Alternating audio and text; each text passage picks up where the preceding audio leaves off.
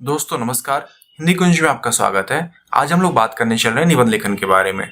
निबंध लेखन के अंतर्गत बात करेंगे मीठी बोली का महत्व या मीठी वाणी का महत्व विषय पर निबंध के बारे में। यदि आप हिंदी कुंज चैनल में पहली बार आए तो यूट्यूब पर हिंदी कुंज चैनल को सब्सक्राइब कर ले ताकि आपको हिंदी भाषा व साहित्य की नवीनतम जानकारी प्राप्त होती रहे। यह विषय आपकी परीक्षाओं में निबंध लेखन के रूप में आ सकता है। तो यह किस प्रकार लिखा जाएगा, यहाँ पे एक नमूना बताया जा रहा है जिसकी सहायता से आप यह निबंध बहुत ही आसानी से लिख सकते हैं। तो यह निबंध आप किस प्रकार लिखेंगे यहाँ पे बताया जा रहा है। देखिए, जैसा कि कहा जाता है कि मधुर भाषी के मुख से निकले हुए एक एक शब्द पर सुनने वाले का जी लुभाता है। मीठे वचन कहने और सुनने वाले दोनों को शांति लाभ होता है।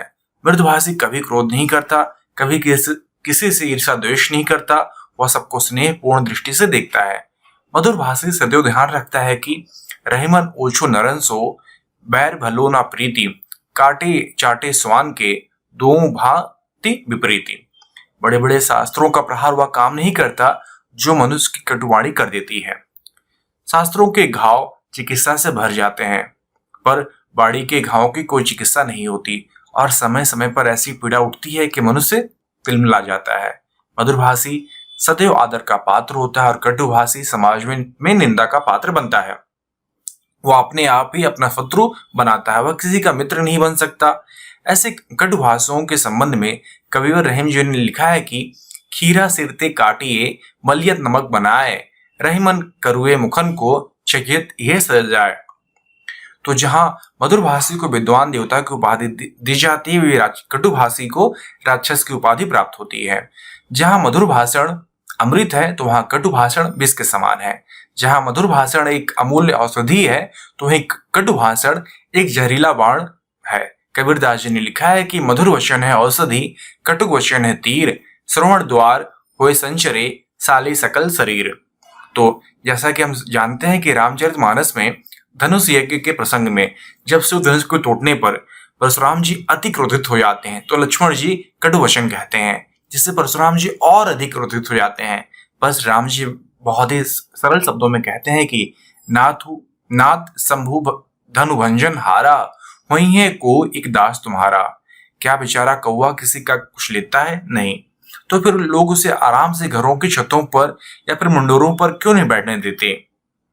घृणा यहाँ तक लोगों की बढ़ गई है कि उसके दर्शन को भी अपशकुन समझा जाता है।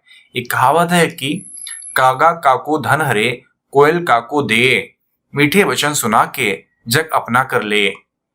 हमारे समाज में किसी शुभ काम में जाने से पहले लोग देख लिया करते हैं कि बाहर कौवा तो नहीं बैठा हुआ है। इसके विपरीत कोयल समाज को क्या देती है? समाज उसकी बोली, उसकी वाणी को शुभ और दर्शनों में प्रिय क्यों समझता है? सोने के पिंजड़ों में बंद होकर कोयल राज दरबार की शोभा बढ़ाती है, जबकि कौवे को पिंजड़े में बंद करके कोई गरीब से गरीब आदमी भी अपनी झोपड़ी में नहीं रखता। तो यहाँ पे हम जान पाते हैं कि मधुर वाणी एक ऐसा वाण है जिससे मनुष्य के हृदय में घाव नहीं होता, अपितु प्रेम की मधुर पीड़ा उत्पन्न हो जाती है।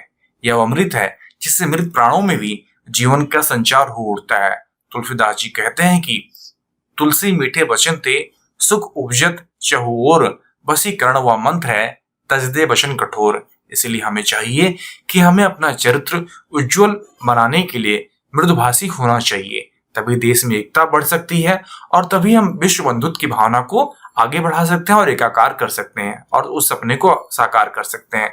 तो यहाँ पे हम जान पाए इस निबंध के माध्यम से कि मधुर भाषी के होने के क्या लाभ हैं और मधुर भाषी विद्वान हर जगह आदर के पात्र होते हैं, जबकि कटुवाणी हर जगह ईर्ष्या द्वेष फैलाती है और किसी का लाभ नहीं करती। इसलिए हमें मधुर भाषी होना चाहिए। आशा करता हूं कि निबंध आपके लिए उपयोगी सिद्ध होगा। यदि यह निबंध आपको लिखित रूप में चाहिए तो आप नीचे डिस्क्रिप्शन बॉक्स में लिंक दिया गया, जहां पे आप जाके डायरेक्ट निबंध आसानी से पढ़ सकते हैं और अपने परीक्षा में उपयोग कर सकते हैं।